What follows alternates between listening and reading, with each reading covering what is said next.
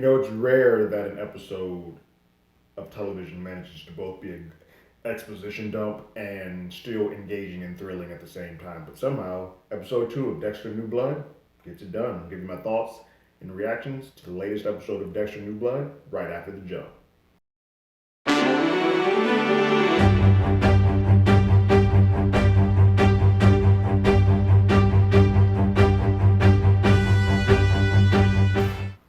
Hello, everyone. Terrence here with Hollywood Already Did It. If you haven't already, go ahead, like, share, subscribe to the channel, ring that bell below. Anytime we have something, you will be among the first to know. Episode 2.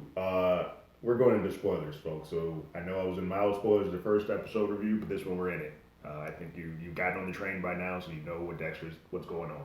Obviously, we continue on from the last episode where Dexter has just made his first re-entry into allowing his dark passenger to manifest, and he has killed Matt Caldwell, sort of entitled prick, um, and disposed of the remains in the body. It's been a while since he's done it, so he's a bit sloppy, and so this one.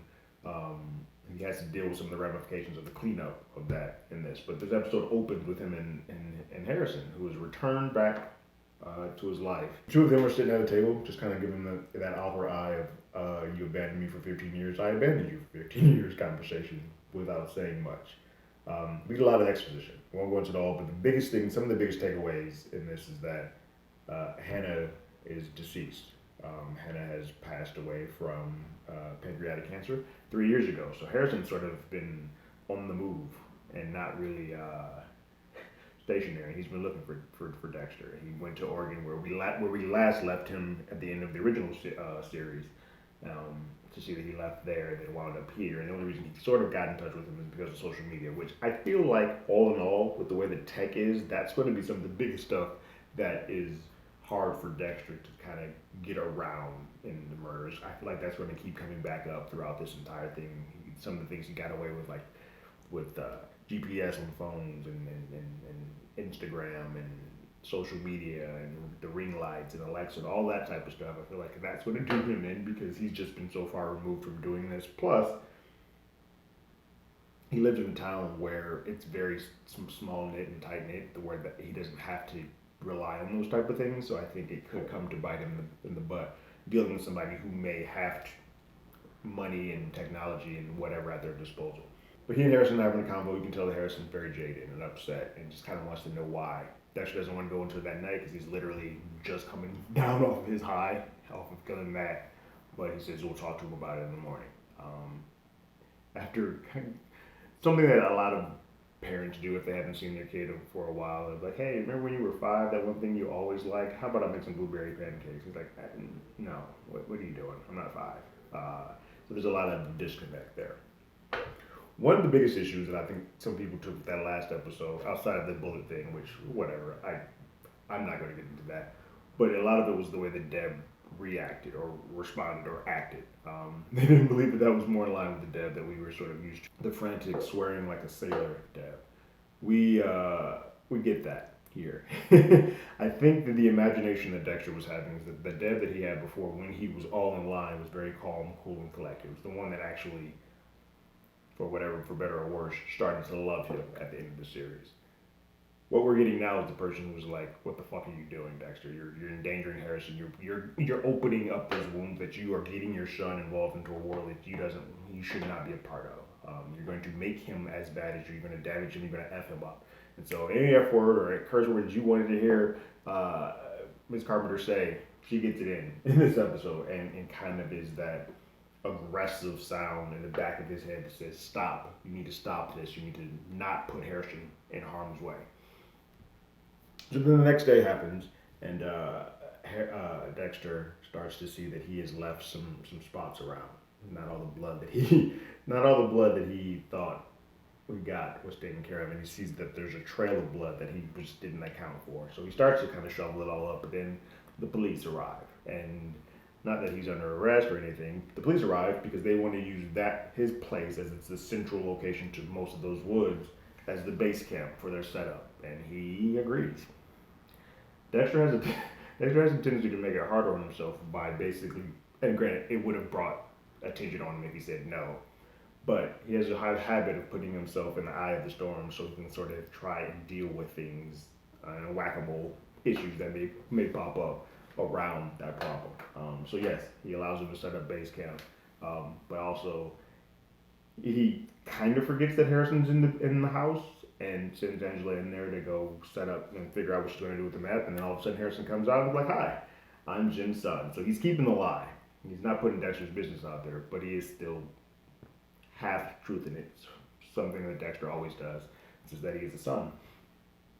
Angela's not taking that too well, but we'll get on that a little bit later. But he continues to keep the secret. He doesn't give out any information that he will feel that will blow up kind of Dexter's spot because he doesn't quite know why Dexter shared. They still haven't had that conversation about why he just abandoned him. Dexter starts to realize he doesn't quite know where that blood trail is coming from. So he volunteers to help the search as they all go out in their own way. He's like, well, let me go into the sacred part of this place to see about this deer because I think I saw a white deer had been shot out there or something like that to that effect. He's doing it so that he can take the ATV and basically run over the tracks of all the blood splatter that he had sort of seen. He's kind of whiplashing as he takes Harrison out there, basically making him accomplish something that the imaginative Deb has been like, you're effing this all up. But gets them all, basically playing whack-a-mole with him and having a conversation with Harrison, but not really going into depth about why. They get out to the woods. He sees the animal that was shot by Matt. It's actually the truth, and he makes up a story to have Harrison go back to get the rest of the police while he basically fixes the crime scene so that it fits the narrative that he can make. Something that we've all seen Dexter do plenty of times. So he starts hiding blood. He finds the rock that actually Matt, when hit the back of his head, which was what was causing a lot of the blood splatter to exist that he hadn't accounted for, and that he couldn't see. He Windexes that, and we get a funny Deb moment where he's like, "You think Windex is going to fix the rock?" But he takes the rock, cleans it off, and then throws it so that it's nowhere near the actual sequence scene. Takes his glove that Matt had and moves it towards that he had a plastic bag and moved it towards the highway. So it seems like whatever happened there, he was so broken up by it that he took off on the freeway. For the most part, that plan seems to be working. When everyone else shows up, the team sort of comes to that conclusion. He volunteers the information. They're like, "Oh, I just sold Matt a gun and some bullets. Would you like me to bring that ammo in?" He's just trying to close up that loop. So everything seems to be heading in the correct direction for him. As they're leaving the scene, Harrison sort of asks, like, "Why aren't you a cop? Like, you used to be a cop. Mom told me you were a cop." He's like, "Well, I wasn't quite a cop." He's like, "Well, you probably do this better than they could." And he kind of gets a chuckle.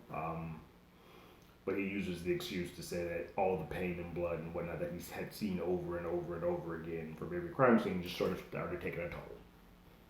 Good excuse. I like it. They volunteer to take the deer back to the cabin so that they can kind of do an autopsy on it, if you will. Meanwhile, Dexter needs to go back to the shop to get the gun and the ammo. Dexter has Harrison go with Angela's daughter, who is now arriving on the scene with the other teens, and they have said that they're going to go do walking searches throughout the parts of the forest to search for Matt. But they're all going to go off into a cabin that's off the grid a little bit and have some fun. They don't care about Matt. While they're in there, Harrison is being pretty coy. He's not really giving out too much information, but he does let him know that his stepmom's died of pancreatic cancer, and his mom is dead. But they pry about how, but he doesn't go into it. I don't know what he knows or if he remembers, but I'm sure he's aware of what took place.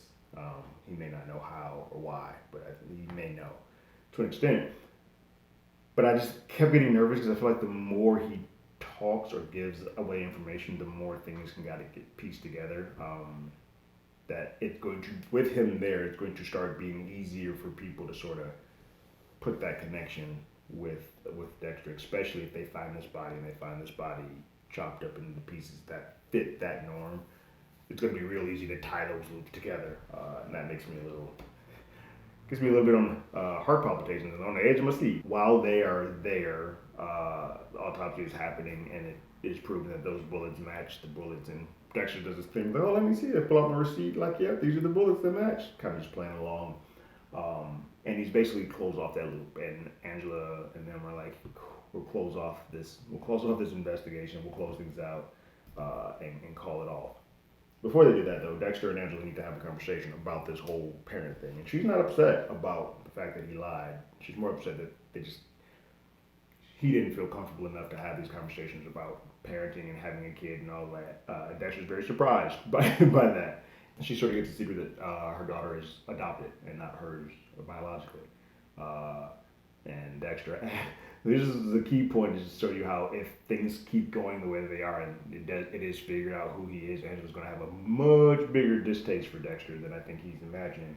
But she has the comment of, because he asked her, "Did you ever try to look for the daughter? I mean, the mother of your daughter?" And she's like, "No, I look for missing girls all the time, but I'm never going to waste time looking for the person who gave up their son. But anyone who abandons their own, fuck her." And that's what she said. So that's essentially, you see the look on Michael, the way he plays it. It's essentially a fuck him too, because that's what he did with with Harrison. But she gives him also just some keen advice, like, you gotta get him to school, you gotta just listen, you gotta just be there. But the very first thing, at least do something. Going to start, because I know all of that seems overwhelming. Just get a cot, get him something that he can sleep here. Just make him feel like he's welcomed. They go and come back to the campsite where everything is. The kids return. They have just called off everything. Like, yeah, we're done here. That's just feeding them all, food and whatnot. And the kids come back. Angela's well aware of where they are. I don't know how, but she's aware of where the kids were, and she's like, "Oh, you're grounded." And she doesn't really pay much attention to it. They get into it a little bit in front of everyone, and then they go off. Scott and Zach, the two kids that were with Harrison and them, they all just kind of go off on their own. We then get that heart to heart with Dexter and Harrison. They have that moment. He shows them the cot where it seems like he's at least giving the olive branch to stay, and Harrison's like, "I still don't know what I want to do because I have questions." And he's like, "Well, ask. I'm an open book, ask." And he asks, "Why did you leave me?" And Dexter tells the truth, but not all of it. He doesn't give the full 100%, but he does tell the truth. He's like, I didn't, because Harrison has the letter that he gave Hannah, and he found this after Hannah passed. Was looking around and stuff. He found that after Hannah passed, and he had it in red. He's like, I don't want him to basically adopted the darkness that I have, or I don't want him to fall into the darkness. And Harrison always took that as if he was the one harboring the darkness, and he wanted him to push him away. Where Dexter had to let him know, like, no, you were the purest kid that I've ever seen. Happy, full of joy. I was the dark person, and I didn't want to pass that on to you. And his wall started to kind of fall a little bit. And he's like, after your mom's death, after your aunt's death, after all the stuff that I have seen, I just needed to kind of get away. Clearly, we as an audience know he's out there murdering people. That's his dark passenger. But this can fit that narrative and be a part of it and kind of go in with that. We get them to sort of have a reconciliation, at least for a bit, to say that he can stay there, that he'll get him into school, and that he will be here if he needs him, if he wants to be. If he wants his father, he will be there for him, which is a good sign. It's going to be hard to do that when the world is going to start collapsing and caving in on him after this one taste of that dark passenger has happened again. What's interesting is that we get a couple of notes that Harrison has been on drugs before and is clean. So there was a point in time where he had a dark moment in his life, a dark passenger-ish moment. It doesn't seem like he has any affinity for murder, although he does respond saying, "Oh, that was kind of cool." It doesn't seem like that is where his brain is. He seems to be pretty well adjusted. He can talk to teens and other people in his age group perfectly fine. So he doesn't seem to be as socially awkward as Dexter is. And he doesn't seem to have the inclination for violence or death like Dexter. But the drug thing kind of made a light bulb go off that there might be something that comes up again in his past to sort of ring true in the future. The last piece that's about the main story. There's a side story that I'll get to in a second. The main piece about the main story that sort of ends this episode is that they all come together and we enter Clancy Brown, who is Matt's father. Um, Kurt Caldwell. He's this big tycoon of this whole area. He comes in and he's like, "No, we're not stopping this search. My son would not just leave if he caused a mistake, like a gaming license mistake. That's not going to be that big of an issue. He would call me." I feel like Matt has probably done far worse things in his life that he has called his dad on and was able to sort of get out of it and rectify the situation. The whole boat sequence that we know about where he's murdered people in boats. I feel like this isn't a new thing, and I feel like something as light as this doesn't sort of ring true. They're like, hey, I don't feel like this is necessarily the case. So his red flags are off, and everybody's like, he sort of galvanizes the community. Like, your son worked at the mills. I got your son here. I paid for your building to stay open for as long as. They're like, come on, guys, keep searching. And they're like, all right, we'll search for you. Which, for a brief moment, Dexter has a small smirk of like, I'm getting away with it. And Deb says, you don't have to be so fucking smug. And then the very next second, enter Kurt Caldwell, and you can start seeing the crumbles of starting to fall because unlike a lot of people that Dexter has sort of gone up against, who was Trinity Killer probably being the best, where it's a battle of wits or politics of people that are sort of on his level. He's never really dealt with somebody who has just the resources and finances to just play this game and play this game to no end.